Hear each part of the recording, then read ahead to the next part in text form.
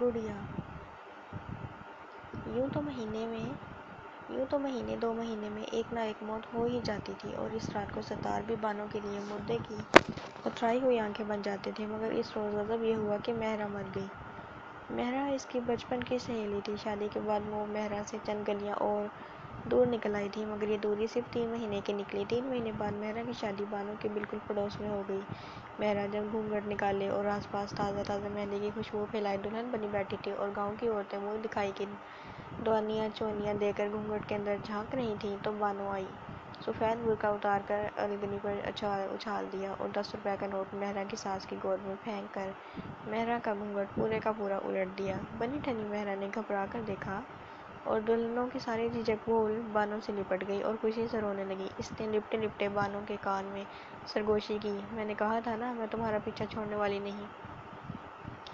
اللہ اللہ، اس روز مہرا کتنی پیاری لگ رہی تھی۔ پیاری تو ویسے بھی تھی، مگر دلہنا پر جو بھونڈی صورتوں کو بھی دیکھنے کی چیز بنا دیتا ہے، مہرا پر ٹوٹ پڑا تھا۔ بعد میں سارے گاؤں کی عورتوں نے قسمیں کھا کر بانو کی تائید کی کہ حضرت آدم کے زمین پر آنے کے بعد سے لے کر اب تک اس گاؤں میں مہرا سے زیادہ پیاری دلہن دیکھنے میں نہیں آئی۔ مہرا اس کی بچپن کی سہیلی تھی، مگر اسے کوئی ایک بھی ایسا واقعہ یاد نہ تھا جب مہرا سے اس سے کسی بات پر روٹھی ہو یا جھگڑی ہو۔ بانو پرائمری تک پڑھی بھی تھی اور بڑے گھر کی بیٹی تھی۔ اس کے مقابلے میں مہرا خود بانو کے باپ کے ایک مزارے کی بیٹی تھی، اور ابھی اس نے عربی کا قاعدہ بھی پورا نہیں کیا تھا کہ اس کے سر پر چھاچھ کا برتن رکھ کر کھیتوں کی طرف روانہ کر دیا گیا تھا۔ مگر اس کی صورت اتنی پیاری تھی کہ بانو کے باپ سے بھی بڑے باپ کی بیٹیوں نے اسے اپنی سہیلی بنانا چاہا۔ اسے بہلا رجھا کر اپنے ہاں لے گئی، مگر وہ ایک دن کے اندر سب سے جھگڑ کر پھر بانو کے پاس آ بیٹھتی تھی۔ بانو میں مہرا کے لیے یہ کشش تھی کہ اس میں بڑے باپ کی بیٹی کی اتراہٹ نام کو نہ تھی۔ وہ جب مہرا کے ساتھ پنچ گٹے یا گڑیاں کھیلتی تو کسی کو وہم بھی نہیں ہو سکتا تھا کہ ان میں سے ایک کا باپ زمینوں کا مالک ہے اور دوسری کا باپ ان زمینوں میں ہل چلاتا ہے۔ صرف بانو کی ماں نے کئی بار اپنی بیٹی کو ڈانٹا کہ ایسی لڑکیوں کے ساتھ کھیلنا خطرناک ہوتا ہے جن کے بال چمکتے ہوئے سنہری ہوں، چہرہ دودھ کی طرح سفید ہو، گال خون کی طرح سرخ ہوں، مگر آنکھیں کالی، بالکل بھپ کالی ہوں۔ دیکھو بیٹی، مہرا کے بالوں اور چہرے کا جو رنگ ہے، اس وقت بھوری آنکھیں ہی بھلی لگتی ہیں۔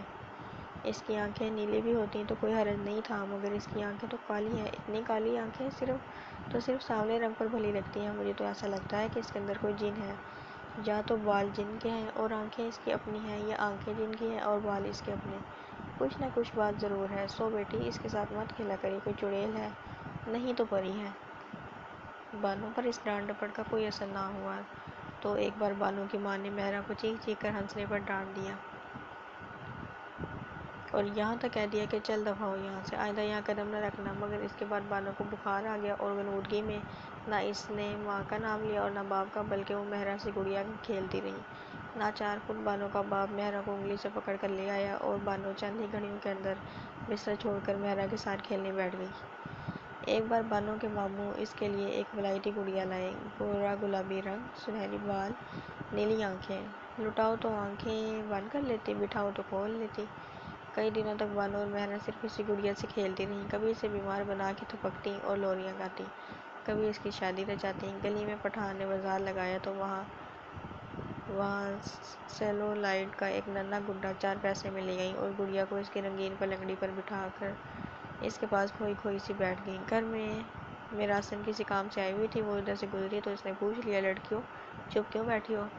بانو نے ہونٹوں پر انگلی رکھ کر بڑی تشویش سے کہا، چپ۔ اور مہرا نے سیاحوں کے انداز میں اسے بتایا، گڑیا کے بچہ ہو رہا ہے۔ میراسن نے سینے پر ہاتھ رکھ کر منہ کھول دیا، ہائے میں مر جاؤں، تم یہ بھی جانتی ہو؟ پھر اس نے بانو کی ماں کو ساری بات بتائی اور کہا، اب تک تو اس عمر کے بچے بس اتنا جانتے تھے کہ خدا جسے بچہ دینا چاہتا ہے اس کے ہاں ایک فرشتہ بھیجتا ہے جو آدھی رات کو کھڑکی یا دروازے یا ہوادان میں سے اندر آتا ہے اور بچے کو ماں کے پاس لٹا کر اڑ جاتا ہے۔ یہ لڑکیاں تو سچ مچ کا بچہ پیدا کر رہی ہیں۔ باپ کو غصہ آ گیا، اسے یقین تھا کہ سارا کیا دھرا اس بھوتنی مہرا کا ہے۔ یہ غریب تو اپنے سامنے اپنے چھوٹے بہن بھائیوں کو پیدا ہوتے دیکھتے رہتے ہیں، مگر اس نے مہروں کو گھر سے نکالنے کا نتیجہ دیکھ لیا تھا۔ بانو پر ہاتھ اٹھانے کا سوال ہی پیدا نہیں ہوتا تھا، اس لیے سارا غصہ گڑیا پر نکلا اور اسے پلنگڑی پر سے اٹھا کر پٹک دیا۔ گڑیا میں کچھ گڑبڑ ہو گئی اور اس کی آنکھیں ہمیشہ کے لیے بند ہو گئیں۔ بانو اور مہرا نے اسے بہت جھٹکا ہلایا، سر کے بل کھڑا کیا مگر گڑیا نے آنکھیں نہ کھولی۔ بانو کے ماموں کو اس حادثے کا پتہ چلا تو وہ گڑیا کو شہر لے کر اور نئی آنکھیں ڈلوا لائے، مگر کھلونوں والا احمق تھا، نیلی آنکھوں کی جگہ کالی آنکھیں لگا لی۔ بھک کالی آنکھیں! ہائے! بانو اسے دیکھ کر حیران رہ گئی۔ ارے مہرا، یہ تو ہو بہو تم ہو! مہرا نے اسے بانو کے ہاتھ سے چھین لیا، مگر پھر ایک دم نہ جانے کیا ہوا کہ وہ زرد پڑ گئی اور اس کے ہونٹ خشک ہو گئے۔ بولی، ہائے بانو، میں ایسی ہوں؟ اگر میں ایسی ہوں تو کتنی بری ہوں! ہائے، مجھے تو اس سے ڈر لگتا ہے بانو، تمہیں مجھ سے ڈر نہیں لگتا؟ تب سے بانو نے اس گڑیا کو اٹھا کر دوسری میلی پھٹی گڑیوں کے صندوقچے میں ڈال دیا تھا۔ مہرا ہو بہو اس گڑیا کی سی تھی، اتنے گورے رنگ پر اتنی کالی آنکھیں بانو نے صرف اس گڑیا ہی کے چہرے پر دیکھی تھی۔ جب بھی وہ پرانی گڑیا موچیوں مراسیوں کی بیٹیوں میں بانٹنے کے لیے گڑیوں کا صندوقچہ کھولتی تو سب سے پہلے اس گڑیا کو اٹھا کر جھولی میں محفوظ کر لیتی۔ اسے ایسا لگتا تھا جیسے ماں نے یہ گڑیا کسی اور کو دے دی تو مہرا مر جائے گی۔ اس نے اپنے اس وہم کا ذکر مہرا سے بھی نہیں کیا تھا۔ مہرا سے اسے اتنا پیار تھا کہ وہ اس کی موت کے بارے میں سوچ بھی نہیں سکتی تھی۔ ایک بار دونوں گڑیاں کھیل رہی تھیں جب بانو کو اس کی امی نے بلایا۔ جب وہ واپس آئی تو مہرا گڑیوں کے کٹار کے پاس پٹارے پر سر رکھے سو رہی تھی۔ مہرا تو مر گئی، اس نے سوچا۔ پھر پاگلوں کی طرح اندر جھپٹی پرانی گڑیوں کا صندوقچہ کھولا اور ماموں والی گڑیا کو بغل میں دبا کر واپس آئی تو مہرا بیٹھی آنکھیں مل رہی تھی۔ ہائے، میری تو آنکھ لگ گئی تھی، اس نے کہا، اور بانو نے واپس جا کر گڑیا کو چپکے سے صندوقچے میں لٹا دیا۔ پھر جب وہ بڑی ہو گئی اور بانو کو شادی سے پہلے مایوں بٹھا دیا گیا اور اس نے مہرا سے وعدہ لینا چاہا کہ وہ ہر روز 3 بار اس سے ملنے آیا کرے گی تو مہرا نے شرما کر کہا، ارے نہیں بانو، تمہارے بالکل پڑوس ہی میں تو میرا منگیتر رہتا ہے، لوگ مجھے بار بار اس گلی میں جاتا دیکھیں گے تو کہیں گے اتنی بے صبری ہے کہ دن بھر کئی بار اپنے منگیتر دیکھنے جاتی ہے، اب تو شادی کے بعد ہی ملاقات ہوگی۔ اس پر دونوں خوب روئی تھیں اور جب مہرا گھر چلی گئی تھی تو بانو نے ماں سے کہہ کر صندوقچے میں سے ماموں والی گڑیا نکلوائی تھی۔ اسے میرے سامان میں رکھ دیجیے گا، اس نے ماں سے کہا تھا۔ ماں نے اسے سمجھانے کی بہت کوشش کی کہ لڑکی کی شادی ہوتے ہی گڑیوں سے اس کا رشتہ ٹوٹ جاتا ہے اور اگر تمہارے جہیز میں سسرال والے میں سے کسی نے گڑیا دیکھ لی تو باتیں ہوں گی اور مذاق اڑائیں گے، مگر بانو نہ مانی اور آخر یہ گڑیا بانو کے ساتھ ہی سسرال پہنچی۔ گڑیا کو اس نے اپنے کمرے میں ایک جگہ پر سجا دیا، وہاں وہ ہر وقت اپنی کالی آنکھیں کھولے کھڑی مسکراتی رہتی اور مہرا کا کردار ادا کرتی رہتی۔ 3 ہی مہینے بعد مہرا بھی دلہن بن کر پڑوس میں آ گئی اور جب بانو اسے منہ دکھائی دینے آئی اور اس سے لپٹ گئی تو مہرا نے آہستہ سے اس کے کان میں کہا تھا، میں نے کہا تھا نا، میں تمہارا پیچھا چھوڑنے والی نہیں۔ یہ سن کر ہنستے ہنستے بانو کا برا حال ہو گیا تھا۔ اس روز بانو نے گھر واپس آ کر گڑیا کو نئے کپڑے پہنائے تھے اور دوسرے دن اسے برقعے میں چھپا کر مہرا کے پاس لے گئی تھی۔ مہرا کا گھونگھٹ اٹھا کر بانو نے جب گڑیا بغل میں سے نکالی تو مہرا کی چیخ نکل گئی۔ عورتیں اس کی طرف لپکیں تو بانو نے انہیں بتایا کہ صرف چھیڑنے کے لیے اس نے دلہن کے زور سے چٹکی لے لی ہے۔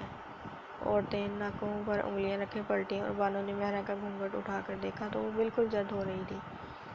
اس کے ماتھے پر اور ناک کے بخاروں پر تھوڑی پر پسینہ پھوٹ آیا تھا۔ اس حرامزادی کو تم نے اب تک سنبھال کر رکھا ہے بانو، اس نے عجیب سی آواز میں کہا تھا۔ یہ تو ہو بہو میرے جیسی ہے، مجھے ایسے لگتا ہے یہ موت ہے۔ یاد ہے ایک بار تمہاری امی نے ہی بتایا تھا کہ موت کا فرشتہ مرنے والی کا ہم شکل ہوتا ہے۔ اس پر بانو خوب ہنسی تھی اور کہا تھا، تو پھر ادھر ولایت میں میموں کے روپ میں تمہاری موت کے کتنے فرشتے گھوم رہے ہوں گے۔ اس روز مہرا بڑی مشکل سے بہلی تھی اور پھر ان کے درمیان اس گڑیا کا ذکر کبھی نہیں آیا تھا۔ مہرا کی شادی کے 4تھے مہینے کے آخری دن تھے جب بانو سے اس کی ایک ماموزاد بہن ملنے آئی۔ اس کے ساتھ 5 سال کا ایک بچہ بھی تھا جس کے اندر دوسرے بچوں میں سے کچھ زیادہ ہی چنچلتا کا پارا بھرا ہوا تھا۔ آتے ہی اس نے پٹخ مچائی تو اس کی ماں نے اسے آپے میں رکھنے کی کوشش کی۔ بانو نے بھی کچھ کھانے کی چیزیں دے کر اسے بہلانا چاہا مگر آخرکار تنگ آ کر بچے کو اس کے حال پر چھوڑ دیا گیا۔ دونوں بہنیں صحن میں نیم کے سائے تلے بیٹھی باتیں کر رہی تھیں جب بانو نے مہرا کا ذکر چھیڑا اور بولی، میری اس سہیلی کا رنگ بھی سنہری ہے اور دل بھی سونے کا ہے۔ پھر اس نے مہرا کی صورت اور سیرت کی اتنی تعریفیں کیں کہ مہمان خاتون اسے دیکھنے کے لیے بےتاب ہو گئی۔ برقعے اوڑھ کر دونوں مہرا کے ہاں پہنچی۔ مہرا اس وقت بیٹھی بالوں میں کنگھی کر رہی تھی، دور سے ایسا معلوم ہوتا تھا جیسے وہ سورج کی کرنوں کے ڈھیر میں چھپ گئی ہے۔ بانو نے اسے پکارا تو بالوں کو ایک طرف جھٹک کر وہ اٹھی، بانو کو دیکھ کر مسکرائی، اس کی طرف ایک قدم اٹھایا مگر وہ پھر ایک دم ہکا بکا سی رہ گئی۔ اس کے گورے رنگ کا گلاب نچڑ گیا۔ پھر بانو ہی کی صفت دیکھتے ہوئے وہ ایک دم اپنے بالوں کو تڑ تڑ نوچنے لگی۔ جب تک بانو اس کے پاس پہنچی تھی، اس نے اپنے گریبان میں ہاتھ ڈال کر اسے پھاڑ دیا اور زمین پر گر کر تڑپنے لگی۔ سہمی ہوئی بانو نے تڑپتی ہوئی مہرا کا سر اپنی گود میں لے لیا اور چیخنے لگی، میں بانو ہوں مہرا، میں تمہاری بانو ہوں، آنکھیں تو کھولو، میری طرف دیکھو تو صحیح۔ پھر اس نے شور مچایا، پانی لاؤ جلدی سے۔ یہ کہتے ہوئے اس نے ادھر ادھر سے بھاگ کر آنے والوں پر ایک نظر دوڑائی اور پھر اس نے دیکھا کہ اس کی ماموں زاد بہن کا بیٹا، جو شاید ان کے پیچھے پیچھے ہی چلا آیا تھا، ہاتھ میں گڑیا لیے کھڑا ہے۔ اس نے گڑیا کے بال نوچ ڈالے ہیں، لباس پھاڑ دیا ہے اور اب وہ بے خیالی میں اسے مروڑے جا رہا ہے۔ مہرا کے سر کو گود سے نکال کر وہ لڑکے کی طرف اس زور سے جھپٹی کہ پہلے خود گری، پھر لڑکا دور تک لڑک گیا اور گڑیا اس کے ہاتھ سے چھوٹ کر پر جا گری اور کسی کے پاؤں تلے آ کر بالکل پچک گئی۔ جب بانو نے جا کر اسے زمین پر سے اٹھایا تو اس کی آنکھیں ہمیشہ کے لیے بند ہو چکی تھیں اور اس کا جسم جگہ جگہ سے چٹک گیا تھا۔ مہرا مر گئی تھی۔ پھر وہیں مہرا کے صحن میں مہرا کو اس کی شادی والے رنگین پلنگ پر لٹا کر اس پر شادی کے جوڑے والی اوڑھنی ڈال دی گئی۔ عورتیں اس کے آس پاس اپنے سینے کوٹنے لگیں اور بیان کرنے لگیں اور بڑی بڑی بوڑھیاں ایک کونے میں اس عجیب موت پر رائے زنی کرنے بیٹھ گئیں۔ جن اتنی جلدی تو نہیں مارتا، ہم نے تو دیکھا ہے جوان عورتوں پر سال سال 2 سال تک جن آتے رہتے ہیں۔ مہرا بیچاری کو پسینے تو ہر وقت آتے رہتے تھے، مگر اس غضب کا کس نے سوچا تھا؟ جانے کیا بات ہے کہ لڑکیوں پر اس لیے بھی جن آتے ہیں کہ ان کی شادی نہیں ہوتی اور شادی ہو جاتی ہے تو تب جب بھی جن آتے ہیں۔ یہ بانو بی بی ایک ذرا سی گڑیا کے پیچھے کیوں مچلی پھر رہی ہے؟ بڑے گھر کی پردہ دار بیٹی اور غیر محرموں کے سامنے یوں چیختی اور گرتی پھرے؟ پیار بہت تھا دونوں میں، پر یہ گڑیا بیچ میں کیسے آ گئی؟ مہرا کی میت کے پاس اپنے بال نوچتی اور سینہ کوٹتی ہوئی بانو اچانک دھڑام سے گری اور مارے درد کے بل کھانے لگی، اور جب اسے اٹھا کر اس کے گھر پہنچایا گیا تو ایک عورت نے دیکھا کہ جہاں بانو گری تھی وہاں ایک پچکی ہوئی گڑیا پڑی ہے۔ میت کے پاس گڑیا دیکھ کر اسے کچھ عجیب سا لگا اور اس نے گڑیا کی لاش اٹھا کر دیوار کے ایک سوراخ میں ٹھونس دی، جس میں مہرا بالوں میں کنگھی کرنے کے بعد اپنے گرے ہوئے بال ڈال دیتی تھی۔ ان بالوں نے گڑیا کو کفن کی طرح سمیٹ لیا۔ بانو کی ساس رو رو کر عورتوں کو بتا رہی تھی کہ ابھی تو پرسوں ہی بہو کے 8واں مہینہ لگنے کو ہے، پھر یہ درد کیسے؟ مگر جب بانو کی ماں گاؤں کی سب سے تجربہ کار دایا کو ساتھ لے کر آئی تو دایا نے بانو کو ٹٹولتے ہی اعلان کر دیا کہ بچہ 7واں صحیح مگر آج کسی وقت زندہ یا مردہ پیدا ہو کر ہی رہے گا اور اس کی وجہ مہرا کی موت ہے۔ ہائے، میں نہ کہتی تھی میری بچی کہ مہرا کوئی جن ہے یا پری؟ بانو کی ماں رو رو کر کہہ رہی تھی۔ ہائے، یوں بھی کوئی مرتا ہے جیسے وہ مری؟ اور بانو دردوں سے بے قرار ہونے کے باوجود چلائے جا رہی تھی، مجھے مہرا کے پاس لے چلو، وہاں نہیں لے جاتی تو مہرا کو یہاں اٹھا لاؤ۔ اور اس کی ماں کہے جا رہی تھی، میں نہ کہتی تھی میری رانی کہ اتنے گورے اور گلابی رنگ پر اتنی بھوک کالی آنکھیں آدمزادوں کی نہیں ہوتی، تجھ پر اس نے کیسا جادو چلایا تھا؟ اب وہ وہاں صحن میں مری پڑی ہے، مگر میں کہتی ہوں وہ مری نہیں ہے، جن اور پریاں کہاں مرتے ہیں؟ میں تو کہتی ہوں وہ ابھی اس گھر کے کسی کونے سے جھانکے گی اور کہے گی۔ بانو کو ماں کی بات سن کر جیسے سکون سا ہو رہا تھا اور کہے گی، میں نے کہا تھا نا میں تمہارا پیچھا چھوڑنے والی نہیں۔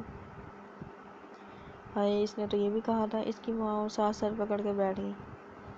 جب پڑوس میں مہرا کا جنازہ اٹھنے لگا اور سینے کوٹنے کی دھمک ہر طرف سے سنائی دینے لگی تو بانو اپنی ماں اور ساس اور ماموزاد بہن اور دایا اور رشتے کی اور بہت سی عورتوں کی گرفت سے نکل بھاگی، مگر حویلی کے دروازے کے پاس ہی ڈھیر ہو گئی۔ اچھا تو مجھے وہاں سے میری گڑیا ہلا دو، وہ نہیں نہیں اسی آواز میں کہہ رہی تھی، مجھے میری گڑیا تو لا دے کوئی، میرا سنے۔ اور مجھ نے یہ سن کر مہرا کے گھر کی طرف بھاگی، مگر گڑیا وہاں ہوتی تو ملتی۔ کوئی سوچ بھی نہیں سکتا تھا کہ دیوار کے سوراخ میں مہرا کے اٹکے ہوئے سنہری بالوں سے پرے کیا رکھا ہے۔